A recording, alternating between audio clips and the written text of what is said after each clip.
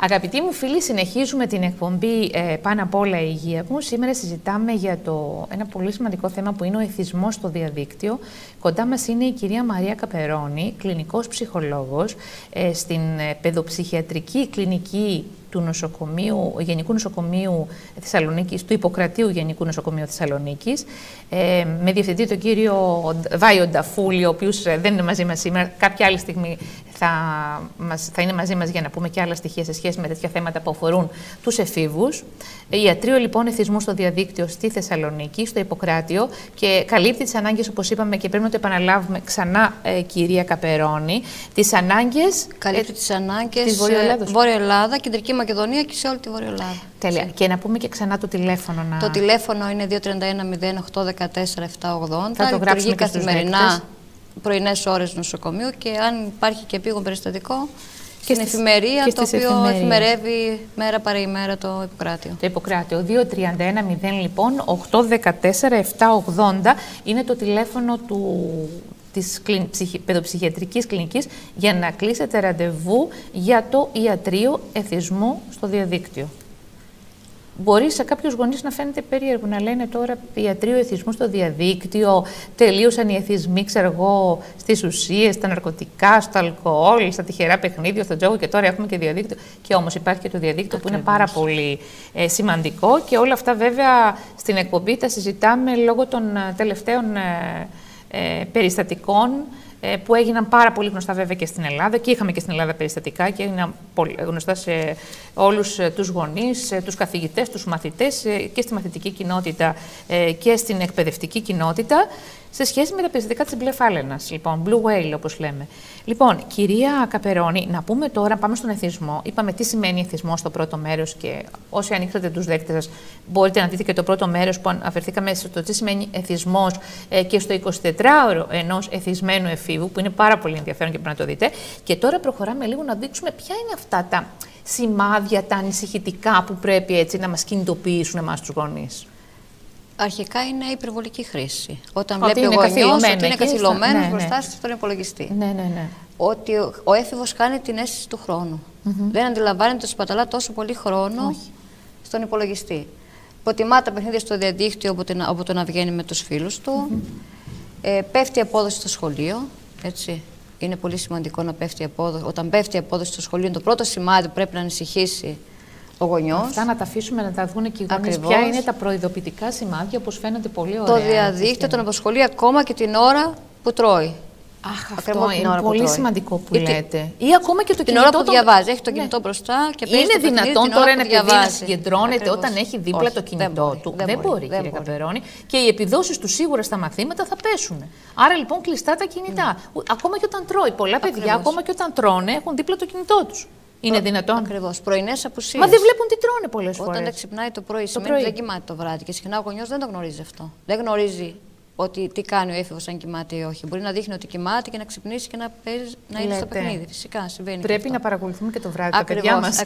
Να κάνουμε καμιά βόλτα στο δωμάτιο. Γιατί συνήθως κλείνουν και την πόρτα του δωματίου. Δεν την αφήνουν ποτέ ανοιχτή. Άρα λέτε το βράδυ να παίζουν παιχνίδια. Ναι, αν δεν πάνε και πρώτη ώρα στο σχολείο. Ακριβώς. Όταν δεν ξυπνάνε το πρωί. Και πρέπει να κοιμούνται και νωρίς, βέβαια. Ακριβώς. Και όταν ο γονιός θα πάει στη δουλειά το πρωί και δεν θα γνωρίζει ότι έφηβος την ώρα που ξύπνησε και τι ώρα πήγε στο σχολείο, συχνά ο γονιός φεύγει νωρίτερα και πηγαίνει στο σχολείο.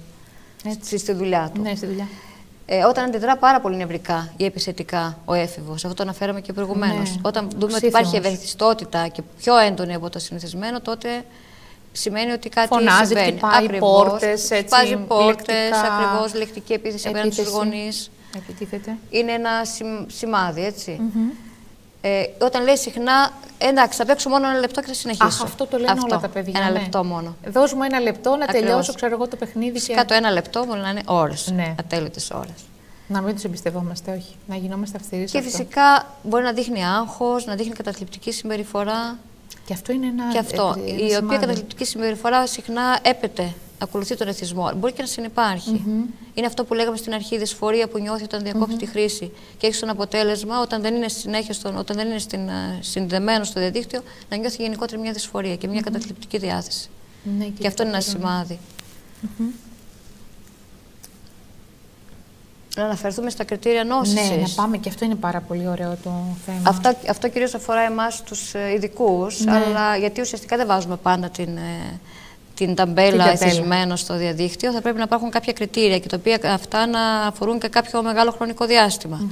Εδώ αναφέρω κάποια κριτήρια, τα οποία ουσιαστικά είναι η ανάπτυξη ανοχής. Τι εννοούμε όταν λέμε ανοχή? Ανοχή εννοούμε ότι θέλω όλο και περισσότερο χρόνο. Δεν μου αρκεί ο χρόνος. Όσο χρόνο και να έχω διαθέσιμο, θέλω όλο και περισσότερο. Αυτό είναι ανοχή. Ανάπτυξη ανοχής. Συμπτώματα στέρησης, αυτά που αναφέρουμε προηγουμένως, τα συμπτώματα στέρησης που υπάρχουν όταν διακόπτει αυτή η δυσφορία που νιώθει, αυτή η ευαισθητότητα. Χρήση για όλο και μεγαλύτερο χρονικό διάστημα. Θέλω όλο και περισσότερο. Ανεπιτυχείς προσπάθειες να μειωθεί ή να ελεγχθεί η χρήση. Ένα πολύ σημαντικό κριτήριο. Παραίτηση από σημαντικές κοινωνικές, επαγγελματικές ή δραστηριότητες αναψυχής. Όσον αφορά τα παιδιά, παραίτηση από τις αθλητικές δραστηριότητες ενδεχομένως, είτε από τις συναντήσεις με τους φίλους. Ναι, πολύ σημαντικό. Και συνέχιση της χρήσης παρόλο που γνωρίζει τις συνέπειες. Ναι. Συνέχει. Παρόλο που έχει συνέπειες είτε βιολογικές είτε ψυχολογικές, θα αναφερθούμε παρακάτω σε αυτές, συνεχίζει τη χρήση. Τώρα, για να πούμε ότι είναι εθισμένος, θα πρέπει να έχει τουλάχιστον 3 από όλα αυτά το παραπάνω που ανέφερα. Δηλαδή, το τελευταίο χρόνο, τουλάχιστον 3 από τα συμπτώματα που ανέφερα. Έτσι. Μάλιστα. Ανάπτυξη ανοχής, στέρηση, 3 από τα 6 σημαίνει ότι υπάρχει εθισμός. Μάλιστα. Αυτό εσείς το κρίνετε ως ειδικοί, λοιπόν, ψυχολόγοι? Μπορεί να το καταλάβουν όμως και οι γονείς, ότι βέβαια, έχουν κάποια από όλα αυτά. Το σημαντικό πάνω σε αυτά τα κριτήρια είναι, είναι αυτό που ανέφερα προηγουμένως, αν το ελέγχω ή με ελέγχει. Και πώς μπορεί να το καταλάβει αυτό ο έφηβος? Αν αφήσει τη χρήση σε 2-3 μέρες. Αν πει ότι αυτό το Σαββατοκύριακο δεν θα μπω, θα αφήσω το κινητό στην άκρη. Είναι ένα δείγμα ότι δεν είναι εθισμένος. Αν το αφήσει έστω και 2 μέρες. Πιστεύω πολλά παιδιά μπορούν, άλλα δεν μπορούν καθόλου. Αυτό ακριβώς. Και αυτό είναι ένα κριτήριο. Το πώς, σε ποιο βαθμό το ελέγχω. Μάλιστα. Ή με ελέγχει εκείνο. 2 μέρες λοιπόν να το αφήσουν στο κινητό στην άκρη. Έστω και αυτό το πρώτο πράγμα που λέμε στους γονείς. Το επόμενο Σαββατοκύριακο στο πρόγραμμα που τίθεται, να αφήσουμε το κινητό στην άκρη, έστω για 2 μέρες. Το κινητό, έστω για 2 μέρες και σιγά-σιγά. Είναι ένα κριτήριο σημαντικό νόσησης. Η απομόνωση επίσης είναι κριτήριο, το αναφέρθηκε προηγουμένως αυτό, η απουσία στο πρωινό από το σχολείο. Τώρα και αυτό είναι ενδιαφέρον. Τα συμπτώματα. Τα συμπτώματα του εθισμού. Κατανάλωση υπερβολικού χρόνου. Είτε σε παιχνίδια, γενικότερα υπερβολικός χρόνος. Έτσι. Κυρίως σε σελίδες κοινωνικής δικτύωσης για τα κορίτσια και τα αγόρια κυρίως σε παιχνίδια. Εξειδανίκευση του μέσου. Ο χρήστης θεωρεί τον ηλεκτρονικό υπολογιστή το σημαντικότερο κεφάλαιο της καθημερινότητας. Θέλω να μείνω λίγο, κυρία Καπερώνη, σε αυτό που λέτε εδώ, κατανάλωση υπερβολικού χρόνου ή και χρήματος σε δραστηριότητες. Και αυτό το χρήματος θέλω να μου το εξηγήσετε λίγο. Υπάρχουν παιδιά που δίνουν λεφτά στα παιχνίδια αυτά? Φυσικά. Θα αναφερθώ πάλι σε ένα παράδειγμα που ζήτησε σε εμάς βοήθεια. Ήρθε σε εμάς, όχι τόσο, το αίτημά του δεν ήταν ο εθισμός, το αίτημά του ήταν γιατί ο συγκεκριμένος έφηβος είχε κλέψει ένα σημαντικό ποσό από τα διάφορα μέλη της οικογένειας. Σταδιακά είχε γίνει αυτό. Αστείο φαίνεται, αλλά ισχύει. Και τι ακριβώς γινόταν? Έπαιζε σε ένα παιχνίδι. Είναι κάτι που δεν γνωρίζουν οι γονείς και είναι σημαντικό να το πούμε. Έπαιζε σε ένα παιχνίδι, πολύ γνωστό παιχνίδι. Είχε φτάσει σε ένα πολύ ψηλό επίπεδο. Φυσικά τα παιδιά δεν γνωρίζουν ότι όταν είναι για πολύ χρόνο στον υπολογιστή υπάρχουν και απ' έξω οι επιτίδιοι που καραδοκούν για να εκμεταλλευτούν, για να βρουν τα κατάλληλα θύματα. Ο συγκεκριμένος ήταν πολύ εθισμένος, έμπαινε συνεχώς για πολλές ώρες. Αυτό να το ακούσουν τα παιδιά, ότι όσοι είναι πολύ χρόνο στα παιχνίδια, τα online παιχνίδια, υπάρχουν και επιτίδιοι που καραδοκούν, βλέπουν την παρουσία τους και παράλληλα τους στέλνουν τα μηνύματα και τους εκμεταλλεύονται. Είχε φτάσει σε ένα ψηλό επίπεδο, μπήκε ο επιτίδιος, του κλέβει τους κωδικούς, πάρα πολύ εύκολο να γίνει αυτό, και τον βγάζει από το παιχνίδι. Μάλιστα. Και φυσικά του στέλνει μήνυμα, για να το βάλει στο παιχνίδι πρέπει να του καταθέσει ένα σημαντικό ποσό. Του κατέθεσε το ποσό, τον ξαναβάζει στο παιχνίδι. Και φυσικά όταν γίνει αρχή, ακολούθησαν και άλλα ποσά και είχε κλέψει ένα σημαντικό ποσό από την οικογένειά του, από τον παππού, τη γιαγιά, τον πατέρα. Φυσικά. Γιατί... Και το χειρότερο απ' όλα ήταν ότι δεν κατάλαβε ότι είχε πέσει θύμα. Το ίδιο το παιδί δεν κατάλαβε. Δηλαδή, Τα πάντα, μα έπρεπε να μπω, έπρεπε να συνεχίσω να παίξω. Είχα φτάσει σε πολύ ψηλό επίπεδο. Και έπρεπε να το κατακτήσω. Αυτό ακριβώς. Πάρα πολλά παιδιά μπαίνουν σε αυτό το λούκι. Ότι πρέπει να φτάσω στο υψηλότερο επίπεδο και πόσο φίλος μου έφτασε σε αυτό και δεν μπορώ να φτάσω εγώ και πρέπει να κάτσω περισσότερες ώρες. Και κάθονται εκεί με τις ώρες και παίζουν το παιχνίδι για να φτάσουν στο επίπεδο το υποτιθέμενο. Αυτό είναι. Να μην αναφερθώ ότι οι περισσότεροι 13χρονοι λένε τι θα γίνω όταν μεγαλώσω. Εμείς κάποτε λέγαμε θα γίνουμε δικηγόροι κτλ. Είτε YouTuber, είτε θα ανοίξω ίντερνετ καφέ. Μπράβο. Εγώ δεν χρειάζεται να πάω στο σχολείο, θα βγάζω περίπου 50 ευρώ τη μέρα μέσα από το παιχνίδι μου. Αυτό με το YouTube επίσης, ότι θα κάνω βιντεάκια, όπως κάνουν οι πολύ γνωστοί τέλος πάντων YouTubers, ότι αυτοί οι αντίστοιχοι στην Αμερική, τα έχω ακούσει και εγώ από τα παιδιά αυτά, οι αντίστοιχοι στην Αμερική βγάζουν εκατομμύρια και θα ασχοληθώ κι εγώ και πρέπει να μαθαίνω πώς γίνεται το βιντεάκι κτλ. Αυτό μας λένε 13χρονοι. Ναι. Αυτό δεν χρειάζεται να πάω στο σχολείο, δεν χρειάζεται. Εγώ πλέον βρήκα τι θα κάνω. Το μεγαλώσω, το κάνω πάρα πολύ καλά. Θα γίνω YouTuber. Αποκατάσταση. Επαγγελματική θα έχουν. Δεν είμαστε Αμερικοί όμως. Φαντάζομαι πόσο πολλοί έχουν επηρεαστεί από αυτό το μέσο. Πάρα πολύ, κύριε Καπερώνη, πάρα πολύ. Λοιπόν, τι άλλο έχουμε τώρα. Να αφαιρθούμε στην τροποποίηση της διάθεσης. Ναι, σε αυτό, ναι. Τι συμβαίνει, ο εγκέφαλός μας δεν είναι προσαρμοσμένος να βρίσκεται μπροστά σε μια οθόνη. Έτσι. Και μάλιστα όταν πρόκειται για την εναλλαγή της οθόνης. Έτσι. Οπότε στον εγκέφαλό μας γίνονται πάρα πολλές νευρικές συνάψεις. Τις συνάψεις μεταξύ των νευρικών κυτάρων. Με αποτέλεσμα να κρίνονται κάποιες ουσίες, κυρίως η ντοπαμίνη, η οποία προκαλεί και ευχαρίστηση. Όταν όμως ξεπεράσουμε το όριο, αυτή η ευχαρίστηση που νιώθουμε γίνεται μετά ευερεθιστότητα. Γίνονται νεύρα και τρέλα. Ακριβώς. Το αναφέρετε πάρα πολύ σωστά. Οπότε και αυτό είναι ένα σύμπτωμα, αυτή η τροποποίηση της διάθεσης, η οποία οφείλεται στην έκρηση της ντοπαμίνης. Σε οποιαδήποτε οθόνη, είτε είναι κινητό, είτε και τηλεόραση. Πόσο μάλλον όμως την οθόνη του κινητού ή του υπολογιστή και όταν πρόκειται για ένα παιχνίδι, γιατί το έφος βρίσκεται σε εγρήγορση. Ναι, ακριβώς. Και είναι αφοσιωμένος πάνω στην οθόνη και οπότε. Ειδικά συνήθως προτείνω τους γονείς να μην προσπαθήσουν την ώρα ακριβώς που είναι πάνω στην κρίσιμη φάση του παιχνιδιού να διακόψουν το παιδί. Έτσι. Βέβαια, θα του κάνουν κακό οπωσδήποτε. Συμπτώματα συνδρόμου απόσυρσης. Το ανέφερα και προηγουμένως, το είπαμε πολλές φορές. Κλείνουμε το ρούτερ και γίνεται έκρηξη. Ακριβώς, γίνεται έκρηξη. Δεν μπορεί να ελέγξει τα συμπτώματα. Φτάνει σε σημείο να έχει μια έμμονη σκέψη για το διαδίκτυο και να βλέπει και όνειρα για το διαδίκτυο. Έτσι. Και είναι και μάλιστα η πρώτη σκέψη όταν ξυπνάνε το πρωί και η τελευταία σκέψη αν κοιμηθούν φυσικά. Έτσι. Αν όχι, την αναφέρθηκα προηγουμένως εκείνη. Το άτομο χρειάζεται σταδιακά όλο και περισσότερες ώρες χρήσης. Και παρόλα αυτά δεν ευχαριστιέται και θέλει όλο και περισσότερο. Αχόρταγο γίνεται. Ακριβώς. Δεν αφιερώνει χρόνο σε άλλες δραστηριότητες, πάρα πολύ σημαντικό, ιδιαίτερα στην εφηβεία, σχέσεις με τους άλλους, μειωμένη σχολική επίδοση. Γιατί το παιδί μου δεν είναι καλό αυτό το τετράμινο στο σχολείο? Μα γιατί να είναι καλό, πώς να είναι καλό, αφού δεν ασχολείται καθόλου με το διάβασμα? Ακριβώς. Και επίσης θέλω να πω και αυτό, κύριε Καπερώνη, ότι πολλά παιδιά λένε εγώ θέλω να διαβάσω κάποια πράγματα από το σχολείο. Θα ασχοληθώ με το διαδίκτυο για λίγες ώρες, γιατί πρέπει να συνεννοηθώ με τους φίλους μου για την ύλη που έχουμε στις εξετάσεις, για κάποιες εργασίες που μου έβαλαν οι καθηγητές μέσα στη σελίδα του σχολείου και να δω ποιες είναι αυτές, να κάνω κάποιο τεστ προσομοίωσης και όλα αυτά τα σχετικά. Και αυτό δεν είναι έτσι ένα σύμπτωμα το οποίο δηλώνει ότι μπορεί να είναι εθισμένο. Αν σταματάει μόνο εκεί δεν είναι πρόβλημα. Αν σταματάει αυτό μπορεί να είναι όμως μια αφορμή για κάποιον που είναι εθισμένος. Ναι, φυσικά. Γιατί το χρησιμοποιούν και αυτό σαν αφορμή. Το πιο σημαντικό είναι να πούμε ότι όταν ο έφηβος μπορεί να παίξει 3 ώρες το παιχνίδι και να βγει μετά και να συναντήσει τους φίλους του. Και είτε να ασχοληθεί με τις άλλες δραστηριότητες που έχει, τότε δεν είναι πρόβλημα. Μάλιστα. Δεν είναι πρόβλημα. Πρόβλημα είναι όταν δεν απομονώνεται στο σπίτι. Είναι πολύ σημαντικό κριτήριο. Η απομόνωση. Απομακρύνεται από όλους και ζει στο φανταστικό κόσμο του παιχνιδιού, τότε είναι πρόβλημα. Αν παίζει πάρα πολλές ώρες, αλλά παρόλα αυτά συνεχίζει να τα καταφέρνει και στο σχολείο και να συναντά και τους φίλους, πάλι δεν είναι πρόβλημα. Έχει τον έλεγχο. Ακριβώς. Έχει τον έλεγχο. Είναι αυτό το πειθαρχημένο άτομο. Ναι. Υπάρχουν και τέτοια παιδιά. Μην ξεχνάμε ότι είναι και το φαινόμενο της εποχής. Δεν μπορούμε να απομονώσουμε τα παιδιά. Είναι αναγκαίο κακό πλέον. Έτσι, όπως τα λέτε. Είναι ένας τρόπος επικοινωνίας των εφήβων. Δεν μπορούμε να το κόψουμε. Όχι. Με έλεγχο και με μέτρο. Με μέτρο τα πάντα επιτρέπονται. Ναι. Να αναφερθούμε και στις συνέπειες. Ναι, γρήγορα για να προλάβουμε να πούμε για την πρόληψη. Που είναι πάρα πολύ σημαντικό. Οι συνέπειες είναι σωματικές και ψυχικές. Σωματικές. Αναφέρονται φυσικά, να μην αναφερθούμε στα πιο ήπια προβλήματα από κεφαλαλγία. Ναι. Γιατί είναι φυσικό να υπάρχει κεφαλαλγία. Πολύ καλά κάνετε και το λέτε. Έντονος πόνος στο κεφάλι, λοιπόν, για πολλή ώρα. Ακριβώς. Το σύνδρομο καρπιαίου σωλήνα, στο χέρι από την πολλή χρήση. Προβλήματα στη μέση. Στα μάτια. Και στα μάτια φυσικά. Η αϊπνία. Η αϊπνία. Είναι ένα πολύ σημαντικό πρόβλημα η αϊπνία. Η αϊπνία δεν είναι μόνο σωματικό, είναι και ψυχιατρικό. Φυσικά. Η διαταραχή ύπνου είναι μια ψυχική διαταραχή. Όταν δεν κοιμάται καλά, δεν μπορεί μετά να αποδώσει στα μαθήματα. Είναι γενικότερα, υπάρχει μια ευερθιστότητα.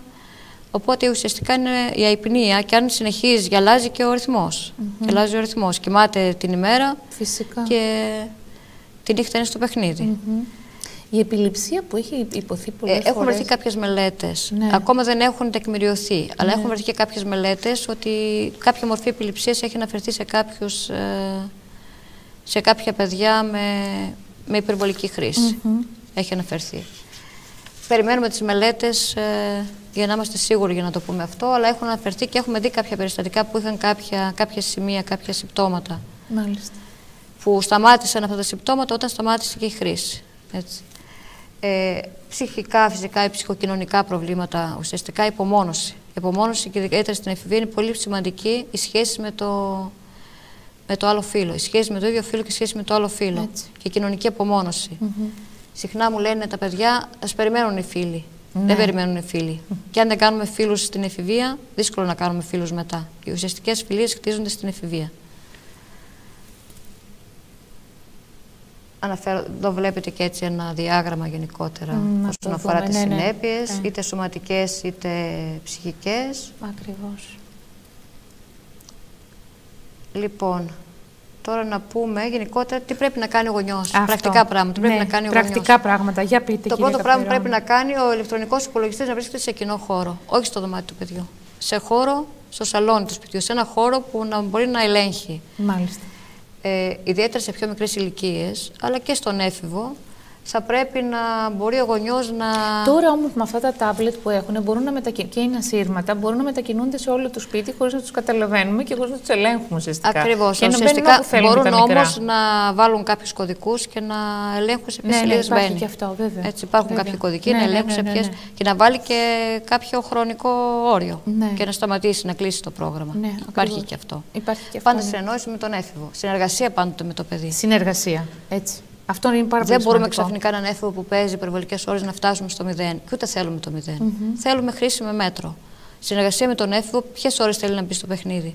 Ποια ώρα θα συναντήσει τους φίλους του. Να ξέρουμε ποιο παιχνίδι είναι αυτό, ποιους θα συναντήσει. Οπότε βάζουμε κάποια όρια, αλλά πάντοτε συνεργασία με τον έφηβο. Μάλιστα. Επιχειρήματα, είπαμε για όρους χρήσης, εξηγούμε στο παιδί με επιχειρήματα πάντοτε.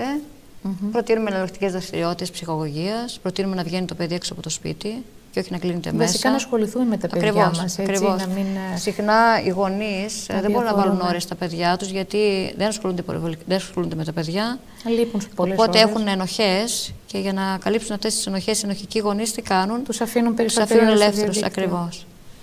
Χωρίς να αναλογιστούν τις συνέπειες που έχει αυτό. Έτσι είμαστε οι γονείς. Δηλαδή, λέμε εντάξει, ας γίνω πιο υποχωρητικός, γιατί αισθάνομαι τύψεις, γιατί απουσίαζα πολλές ώρες από το σπίτι. Ας δώσω λίγο κάτι στο παιδί που θέλει να το κάνει και θα με αγαπήσει και εμένα πιο πολύ και θα έχουμε καλύτερη σχέση και επικοινωνία μεταξύ μας. Αυτό. Πρέπει να υπάρχει κοινή στάση της οικογένειας. Όχι άλλα να λέει ο πατέρας ή η μητέρα, κοινή στάση της οικογένειας.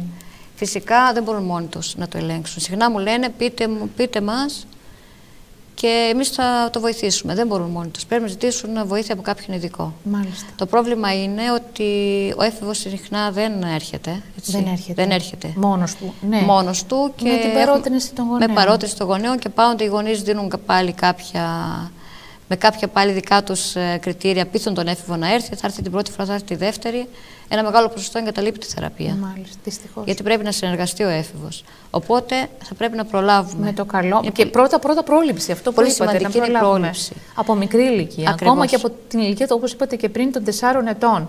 Όχι μπροστά στα λάπτοπ και χρήση με βλέπουμε ότι πλέον τα τάμπλετ είναι σε όλα τα μεγέθη και για όλες τις ηλικίες. Συχνά βλέπουμε εκεί στην αίθουσα αναμονής, ακόμα στο δικό μας ιατρείο, που περιμένουν να παίξουν οι γονείς. Παίζουν παιχνίδι τα παιδάκια. Βλέπουμε τα γονείς, αφήνουν στα μικρά παιδιά, τους αφήνουν το κινητό έτοιμο το παιχνίδι για να παίξουν το παιχνίδι. Χωρίς να αναλογιστούν όμως ότι αυτό αργότερα είναι ένας μελλοντικός εθισμένος, ακριβώς, δεν το γνωρίζουν. Είναι ένας τρόπος για λίγο να το ξεγελάσουν. Υπάρχουν τόσοι άλλοι τρόποι.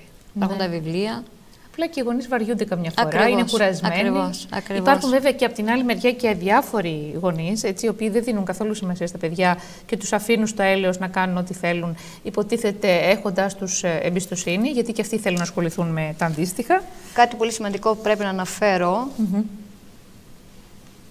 όσον αφορά την ενημέρωση. Ναι.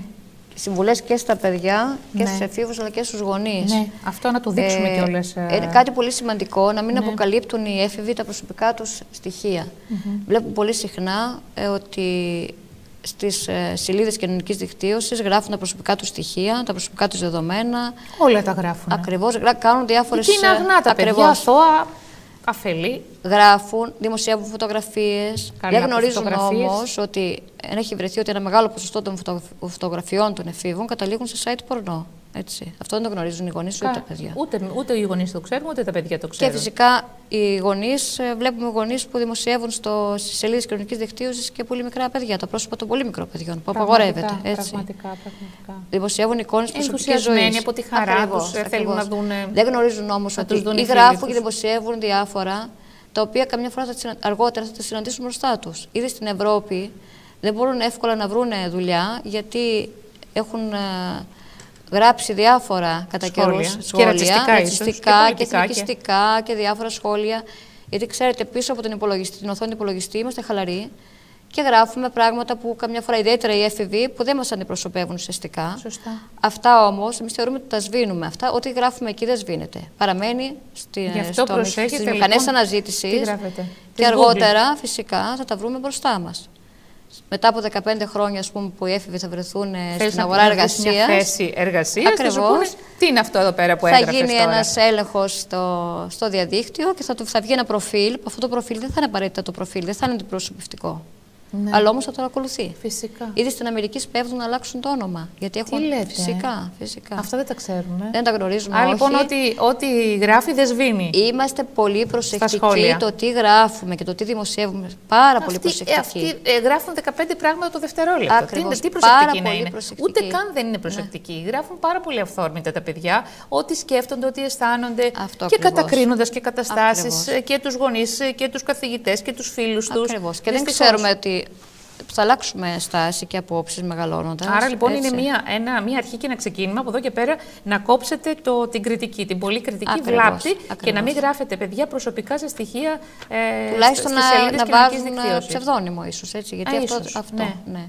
Αλλά η φωτογραφία όμως δεν ξέρουμε πού θα βρεθεί μια φωτογραφία μιας έφηβης. Πού θα βρεθεί αυτό το τρυφερό προσωπάκι. Δεν το γνωρίζει πού θα βρεθεί. Οπότε είμαστε πάρα πολύ προσεκτικοί.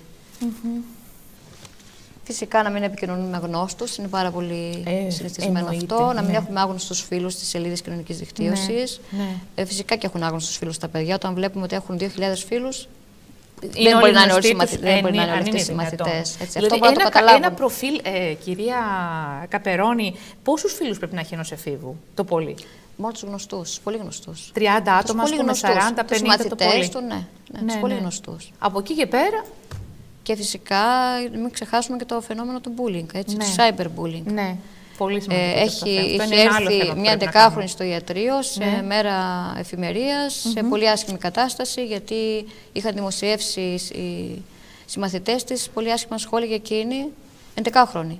Από μια επαρχιακή πόλη, γιατί είχαν δημοσιεύσει αρνητικά σχόλια για εκείνη. Έτσι. Ναι. Και κλείνουμε με αυτό. Τώρα έχουμε το πιο ωραίο μήνυμα για τους γονείς και τα παιδιά. Λοιπόν, η Αμερικάνικη Παιδιατρική Ακαδημία προτείνει 2 ώρες στην οθόνη. Από ποια ηλικία πείτε αυτό για να καταλάβουν? Σε παιδιά και εφήβους. Ναι. Δεν μιλάμε τώρα για ουσιαστικά για την εφηβική ηλικία, έτσι, από τα 10 και μετά. 10-12 ετών λοιπόν μέχρι και.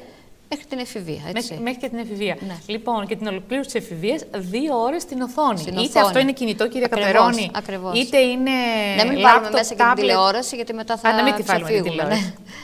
Στην οθόνη, 2 ώρες στην οθόνη. Στην οθόνη, λοιπόν. Ακριβώς. 2 ώρες λοιπόν στην οθόνη. Αυτό να μείνει ακόμα λίγο έτσι, μπροστά στους δέκτες, να το δούνε οι γονείς, να το δούνε τα παιδιά, το 2 ώρες στην οθόνη. Αυτό εδώ, ημερήσιος επιτρεπόμενες ώρες οθόνης για παιδιά και εφήβους, λοιπόν, 2 ώρες. Αυτό βάλτε στο μυαλό σας, αυτό να είναι το μήνυμα. Προσπαθήστε να το ακολουθήσετε και γονείς να βοηθήσετε τα παιδιά σας, αλλά και παιδιά να συνειδητοποιηθείτε και είναι αυτό που θα αρχίσετε.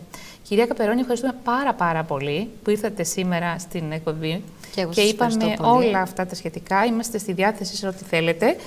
Τα τηλέφωνα, να πούμε ξανά ακόμη μια φορά, ότι το τηλέφωνο του Ιατρείου Εθισμού στο διαδίκτυο είναι το 2310-814-780, αν το θυμάμαι καλά. Ναι. Λοιπόν, που μπορούν να πάρουν οι γονείς σε περίπτωση που θέλουν βοήθεια, είτε για το φαινόμενο της μπλε φάλαινας, της Blue Whale που έχει εμφανιστεί τελευταία και ίσως έχουν κάποια στοιχεία τα οποία θεωρούν ότι είναι επικίνδυνα συμπτώματα για το παιδί τους, γιατί αυτό μας έχει κινητοποιήσει τελευταία και κάνουμε αυτή την εκπομπή, ή για ό,τι άλλο θέλουν που πιστεύουν ότι είναι. Και αν δεν δέχεται ο έφηβος, θα μπορούν να έρθουν οι ίδιοι να ζητήσουν βοήθεια. Ωραία. Έτσι, στα πλαίσια συμβουλευτικής πάντοτε. Για να βοηθήσουν. Ναι. Ευχαριστούμε πάρα πολύ. Καλή συνέχεια στο δύσκολο έργο σας. Ευχαριστώ πολύ. Ευχαριστώ για την πρόσκληση. Να είστε καλά, εμείς ευχαριστούμε. Ευχαριστούμε και όλους εσάς που μας παρακολουθήσατε. Λοιπόν, προσέξτε, όλα αυτά πιστεύω ότι ήταν μια εκπομπή έκτακτης επικαιρότητας αυτή που κάναμε σήμερα σε σχέση με την υγεία των εφήβων. Περισσότερο και των μικρών παιδιών, αλλά περισσότερο των εφήβων που βρίσκονται σε αυτή την ευαίσθητη ηλικία. Πάνω απ' όλα υγεία. Γεια σας.